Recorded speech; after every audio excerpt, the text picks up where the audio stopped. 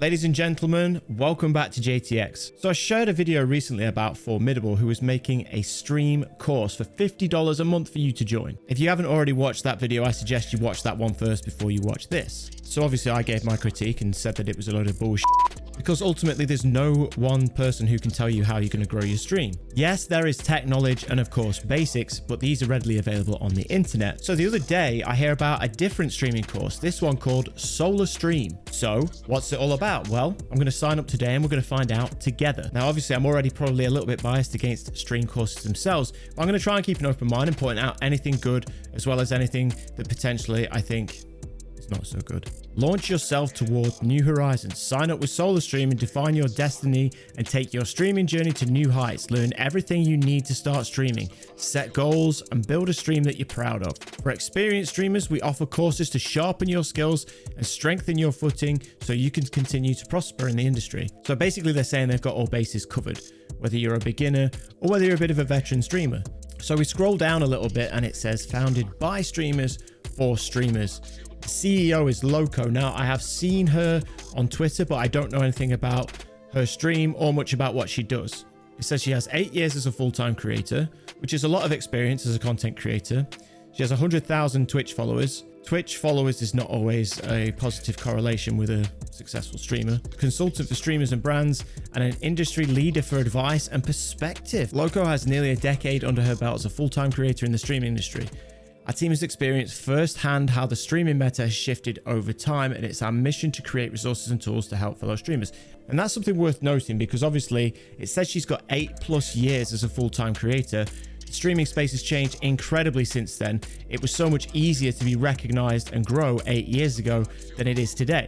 In building Solar Stream, we collaborated with more than 50 industry-leading content creators featuring a variety of backgrounds and specializations to provide you with well-rounded and high-quality streaming education.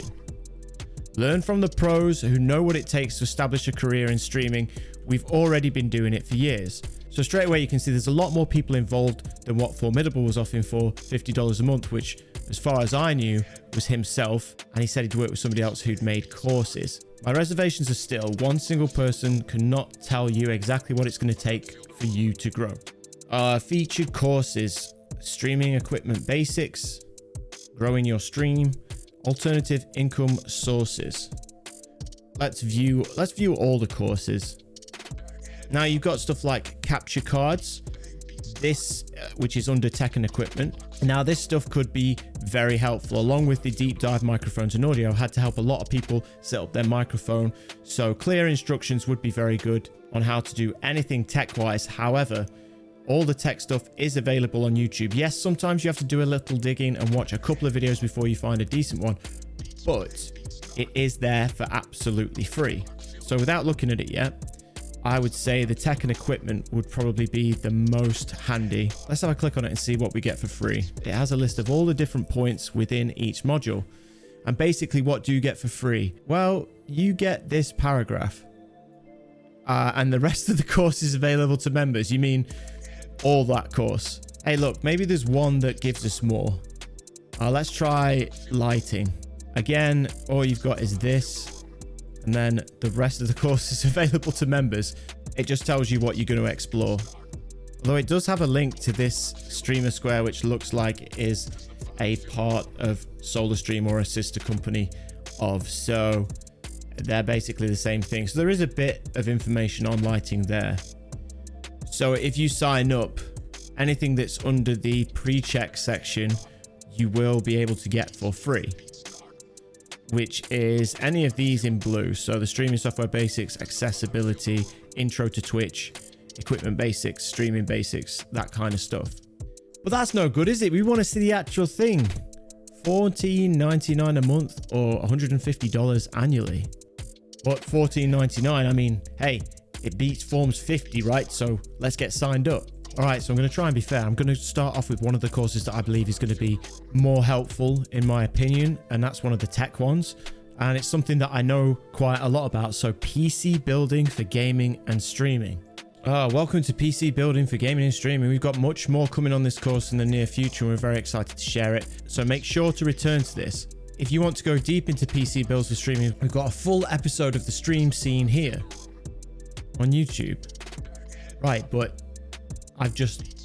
that's free, and I've just paid for SolarStream right now.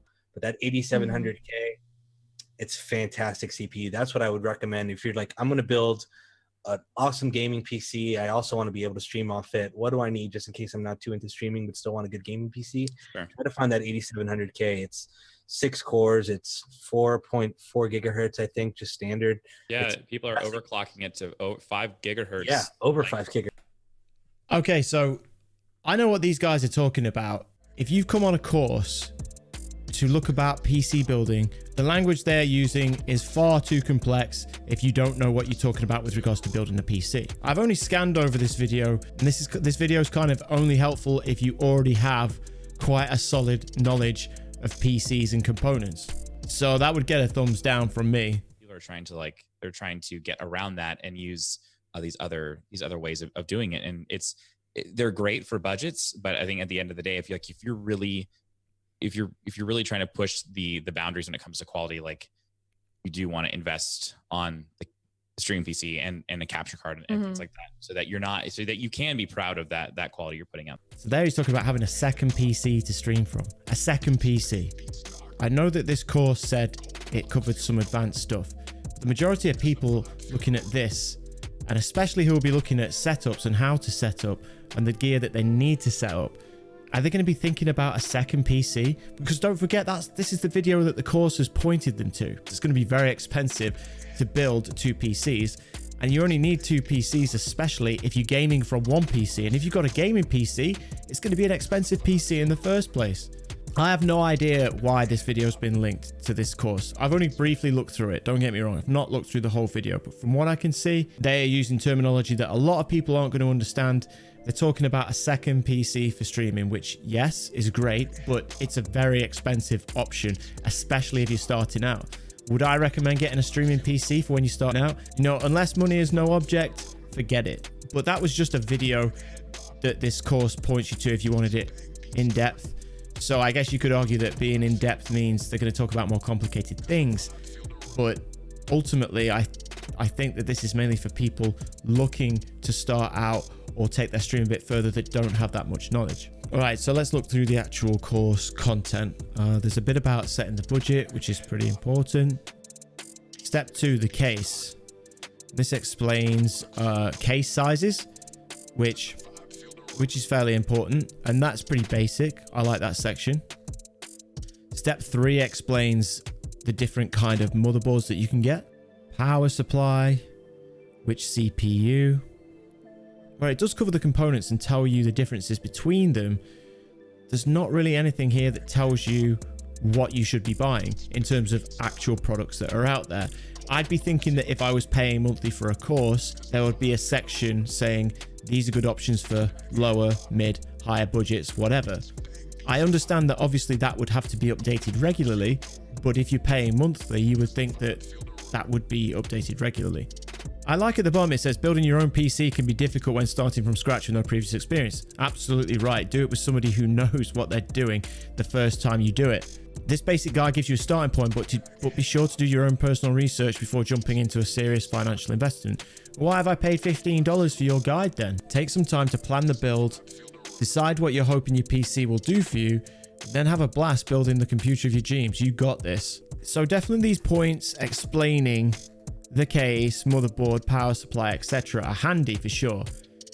Absolutely nothing you won't find on the internet for free, and definitely YouTube, and there are regularly updated YouTube videos that will probably give you different options and point you in the right direction of the particular components you may want within a certain price range. There are a ton of videos. If you search streaming PC and then your budget, you'll probably be able to find an up-to-date video to give you the best bang for buck streaming PC you can find, and you'll be able to find a video that will tell you how to build it. Or I'd always recommend getting a friend to help you, because like me, if you're experienced in building PCs, we've learned through trial and error of when things go wrong, so they'll be able to pinpoint something, hopefully, if your computer doesn't post the first time you build it. Okay, then it goes on to next level upgrading. So Stream Deck, which I always say is not a complete necessity. There are different ways of changing between scenes and stuff, like hotkeys on your keyboard, or even using Elgato's cheap app on an old tablet or something like that to help you switch scenes, make sounds, that kind of thing. But I agree, Stream Deck is the first luxury piece of equipment you should be upgrading to. And it does explain how that works, prices, etc. Then it talks about a cam link and DSLR cameras and webcams and the differences between those, which is handy knowledge, and it explains why some people's cameras look great and some people's cameras not so great. Apparently they've got a deep dive course for webcams and DSLR cameras, and then it takes you through audio, microphones and all that sort of stuff, 2 PC stream setup, and then also this guide, which I'm not gonna go through and look at and tell you how good it is to setting up a dual PC setup. It feels out of this whole course here that the bulk of it is about a dual PC setup, which you are not going to want to use off the bat. I will be moving to a dual PC setup at some time, but as it stands, with my fairly high-end PC, which would be cheaper than having the 2 PCs, I can comfortably play the latest PC games at high resolution and high specs while streaming at the same time. So I'm not really sure why there's so much about a dual PC setup there. And again, if you need to know about dual PC setups, there are plenty of free videos on YouTube. This is very strange because I thought this would be one of the most handy parts of the course because it's more of a factual course. You know, it's telling you about tech, which, you know, there is opinion about it, but ultimately people agree on what is a good camera setup, etc. What makes good lighting, blah, blah, blah. But it's either really stripped down and basic until you get to the dual PC setup, which very few people use, where it goes into really in-depth explanations. All right, so that's pretty disappointing because I figured that one would be pretty good. That's why I picked it first. I wanted to try and be fair. So let's go to growing your stream. This one is under the self and streamer category. It's got 5 modules in it. First thing I see is literally another video. Another free video on YouTube. Well, I've just paid $15, mate. We'll examine a case study of Twitch streamer NegriX, whose viral clip boosted her online presence and significantly grew her stream. So there's a bit here about understanding discoverability, and it talks about the time of day you stream, the seasons, how it can change, how easy it is to get discovered, and it points out at the end that the middle of the US day is one of the most saturated times when most streamers are on and can make it harder for people to find your stream. Okay, yes, that's true. But is it also not true that the middle of the US day is probably when Twitch is busiest and got most people viewing? So yes, you'll have most people streaming at that time, but you'll also have most people viewing. There's a quote here from Sedi saying, the core idea of social media is to be social. So I just talked to random creators, become friend, rinse and repeat, and my reach further expanded when my clips, tweets were being shared by people who find them entertaining. If I see my social media following increase that much in a short period of time organically, it means I must have done something right. That's incredibly vague. Talk to random creators and become friends.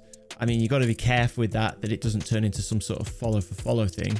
Yes, I know over the last few months I've trebled my following on Twitter, not from following other people. That's because the videos became a lot more popular. But the first half of that, talk to random creators, become friends. Yeah, you should talk to other creators, but I wouldn't get hung up on talking to other creators. My audience for Twitch is predominantly not full of creators. And I've explained before why this can be a problem depending on what content you're putting out there. And then there's some technical info about impressions and engagements, which is handy to look at so you know when your streams are going well, when your streams are going not so well, and if you did something different, can you learn from that? So that part is handy. Mastering a platform's algorithm and understanding discoverability will undoubtedly make your content creation journey easier and increase your chance of success. There are a lot of indirect factors that affect your stream getting discovered on Twitch, but the factors you can control are important to utilize to your benefit. If you're not trying to grow on another platform alongside Twitch, you're missing out on some great opportunities to grow your brand and your stream. So it gives very common advice about choosing a game that's not overly saturated but not dead at the same time. It tells you to raid, and it tells you about having a catchy title and tags. Again, nothing that an experienced content creator can't tell you, and also nothing that isn't out there for free on YouTube. Yeah, and that's the end of how to get discovered through Twitch. So it's saying utilize these tools, hope for the best, use it on the platform as well. And that's the thing. If you're starting out, a lot of people will probably having to be work anyway. So they don't necessarily have the choice of growing on another platform at the same time because they simply don't have the time to put into it. I know I didn't when I started. So it tells you about the importance of social media on Twitch. And this case study says that this Negary went viral in 2019 with a clip of her first playthrough of The Last of Us. And it helped her grow her channel from 248 average to 556 average in 6 months that followed the clip. Well, that's great, but she's already a really top streamer at 248 average. So I don't see that as a great case study, honestly. And this is something I spoke about earlier with the followers. Look how her followers shot up to almost 60,000. Her average viewers stayed pretty consistent even through all that growth. So there's not necessarily always a positive correlation between followers and average viewers. So don't get hung up on followers on Twitch. It's not that important. So a viral video did help this person a lot. But out of the people who have grown significantly, this is the exception and not the rule. And then there's a bit about TikTok, YouTube, Instagram, and Reddit. Blogs, podcasts, public places, meetups, and conventions, which are pretty self-explanatory. People are often not very good at using their social media, but again, it's all advice that's already out there. You can have hundreds of thousands of followers on Twitter or Instagram, and it doesn't mean you're going to have more than 10 concurrent viewers on Twitch. I've seen it happen. So this one's marketing as a streamer. This is something I'm not fantastic at, so I'd be very interested in this section. I got down to the end of this paragraph. It says, for more information on finding out your brand and audience, check out our beginner's guide to branding. Oh, great. More content that I could have just got for free. And this is reasonably in depth. There's a very good point here about people writing link in bio and not including a direct link on the going live tweet. It says here, going live tweets are a great way to advertise when you are streaming if done properly. Ideally, your going live tweet will be engaging by telling people what they can expect when they tune into your channel that day, and will include a direct link to your stream. By adding a direct link to your stream in your going live feeds on your audience impulse, and makes it much easier for them to go where you want to go. And then there's this red flag section where it says people are lazy, and if you put link in bio, they're less likely to click it, which is absolutely true. The less clicks it takes, the less movement it takes on a page, the less navigating, the more likely they are to click it. However, I disagree with going live tweets being helpful. The only going live tweets I ever see that are very successful tend to be more thirst trap going live tweets. So maybe more sexually provocative tweets, they will have a picture with their going live tweet. They can be quite successful. Just a standard going live tweet and saying what you're doing, like this is suggesting, people don't like those. They don't engage with them. If they don't engage with them, it's going to affect your next tweet. If you put out a few tweets that are not engaging, your engagement will go down on the following tweets. It's how the algorithms work. Some ideas of what to share on your Twitter feed. You see, these are good. Clips, accomplishments, photos of your setup, good one. Selfies, always good. Commentary, talking about gaming news. There's other hobbies that relates to your brand and your content. I'd say that's fairly helpful. There's a little bit about short form content, saying that yes, you should use it and it should be captioned. But again, all it really talks about is captioning. Especially, the thing is, especially if you're starting out and you're not a great content creator yet, should you be putting out clips? Because if the content's not very good, people will probably avoid the stream. Second key strategy for growth, networking. You might be wondering why we're all talking about networking now. Networking goes hand in hand with marketing. Following topics that relate to your streaming space is a great way to network with other streamers and potential community members. It's probably a great way to interact with other streamers more than community members. It does say not to mass follow other creators, but to create meaningful connections. So they're kind of saying stay away from the follow for follow thing there, but at the same time they're saying you should be getting to know other creators. Me personally, they should be saying get to know creators that you like their content, not just get to know them for the sake of getting to know them. Get to know them because you like their content. Your interactivity is going to be so much more genuine if you do that. Anyone who's been streaming for a while will tell you about another streamer who's come in and saying, I love your content, and then they never come back in. A lot of these people are just looking for you to rate them or give them a shout out or something like that. So that's something you need to be really careful of. It doesn't really say that in this section. Maybe it says it in a later section.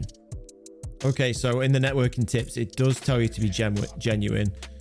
It says never write someone off. I don't really know what they mean by that. Because they work for a small indie game company or they only have a few followers on Twitch, you shouldn't be judging someone's value by metrics. Plus, you'll never know what will happen down the road. Indie game developers change jobs to a AAA company, a streamer gets their spotlight and blows up. Always be polite towards your fellow industry peers, and people will return the favor to you. If you spend some time in the streaming space, you probably get these indie developers coming to you and offering free game keys to play their games. Yes, you can be polite to them, but also be very wary of them, because that game could potentially be terrible and it could harm your stream. So it's okay saying, yeah, be nice to them. You never know what's going to happen down the line. But I mean, you're going to have to play their game if they're going to come back to you. And if the game's no good, it's not going to make good content, is it? Unless it's really bad and it's funny. I don't know. So it says who to network with. Creators around your size. Yeah, I guess I'd say that. It says that it might feel like you're trying to use them to grow if it's a bigger creator, if you like. And then it says people creating similar content. I kind of disagree with that. Yes, it'd be helpful because their audience is more likely to come over to yours, but should you be stopping there? I mean, people who like games or whatever content they like, they don't just like one form of content. So I get what they're saying, stick to the same genre or whatever, but I've had people come into my stream who've enjoyed my content from these kind of YouTube videos. They come into stream and they stop because they enjoy the Mario. So I would guess I would take their advice about not writing it off, to be fair. This bit I'm not keen on. How to network. Spend time in fellow streamers' channels. Say hi and chat for a bit. Don't go in there, say hi and talk for 10 minutes and leave, because so many people do that and it's a telltale sign that they are trying to get something from you and they don't actually care about your content. If they care about your content, they'll come in regularly.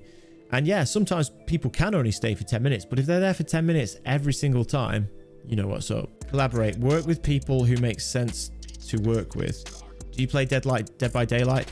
Find some fellow Dead by Daylight streamers and see if you want to group up. I would avoid this until you're a streamer of a certain size. There's a lot of people who go looking for smaller streamers and they like the interaction with the streamer. They don't want to hear you playing with John, Vicky and Dan and ignoring them in the chat. Some of the smallest streams tend to have the best viewer to chatter ratio, because some people are on there to make genuine friendships and they don't necessarily care if the content is amazing, especially if somebody's starting out, but they can form a friendship with the streamer and they like the fact that it's easy to talk to the streamer because the stream's not so busy. I think it's really bad on a site that is really ultimately for smaller streamers to say that they should be collaborating with other people. I'm not saying never do it, but if I go into a streamer's channel, I'm normally there to see them, not listen to their mate Darren and what he's had for lunch that day. I'm sure Darren's lovely, but I don't care about his burrito. Check in every now with your friends that you've made in streaming. Just a simple message saying what you were thinking about them and hope they're doing well can go a long way towards maintaining relationships. Again, if this is just something you are dropping for the sake of dropping every now and again, don't do it. That is just going to come across as you checking in every now and then to make yourself relevant. If you've made a genuine friendship with them, you'll be talking to them regularly anyway, so you don't need to do that. Another bad point, in my opinion. Then it points out some problematic behaviors. When fellow streamers only talk to me when they want something, when people mention in my stream, oh hey, just finished streaming, or all right, I gotta go stream, see you later. That is really bad etiquette to do that. But again, anyone with any experience knows that, and it is a thing that a lot of new streamers do. So yes, that's good to point out. But as far as advice goes, it's money for old rope and it's all there on YouTube. So this section on growing your stream, yes, it covers some of the basics, but which is basically all you can do.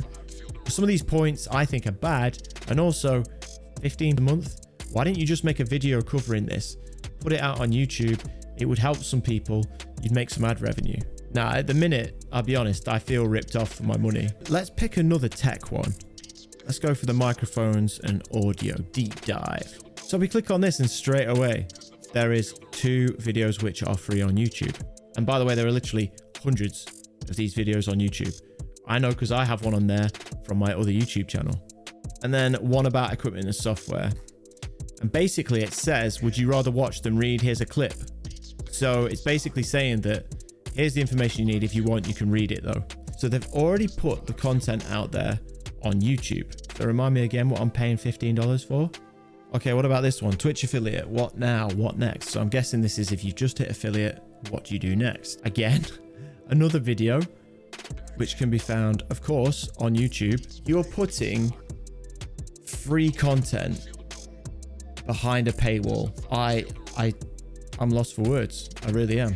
Okay, so there's a bit about setting up the affiliate paperwork, and it does tell you some important stuff like you can't stream the same content to both Twitch and other platforms. But again, it's not like a lot of people don't know that, and you couldn't find out on YouTube. All about the affiliate onboarding, and highlights some of the important things, which is handy because you're probably not going to read through it all, although you should read through all the TOS when you do sign up. Affiliate acquired. Now watch, that magical sub button has appeared. You ready to dive in? And then there's a section about emotes, which again, very common on YouTube. A bit about badges, a bit about channel points, Twitch drops, extensions, a lot of information that's readily available for free. Literally just search for it on YouTube and it'll give you the best videos on it, probably.